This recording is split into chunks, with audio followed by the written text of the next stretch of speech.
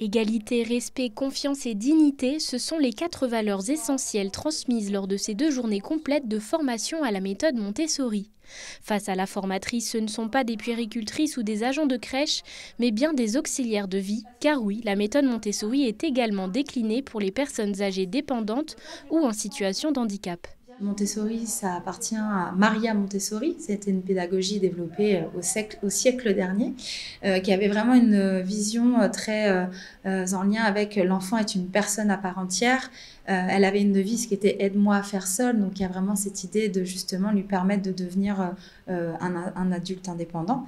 Ça a été transposé par un neuropsychologue américain qui s'appelle Cameron Camp, qui a repris aussi ces valeurs humanistes, qui a voulu travailler autour de cette même dynamique de la personne âgée, une personne à part entière, toujours en plein développement, même avec des difficultés cognitives, et comment contourner ces difficultés pour lui permettre d'exprimer son plein potentiel. Les professionnels apprennent à poser un regard différent sur leurs clients à travers une approche centrée sur la personne. Réalisées 2 fois par an, ces formations Montessori adaptées aux personnes âgées sont organisées par France Présence.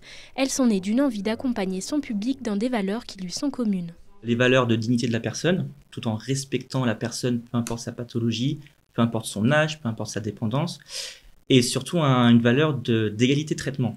C'est-à-dire que ce n'est pas parce qu'une personne est âgée, une personne est dépendante ou malade, qu'elle n'a plus de capacité, de compétences. Nous, l'objectif, c'est de former l'ensemble de nos collaboratrices et collaborateurs terrain.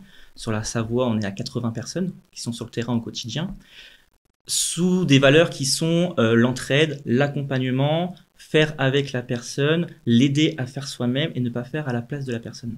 Une 50aine d'auxiliaires de vie sont formés chaque année, 2 jours qui leur permettent de redécouvrir et de prendre du recul sur leur pratique.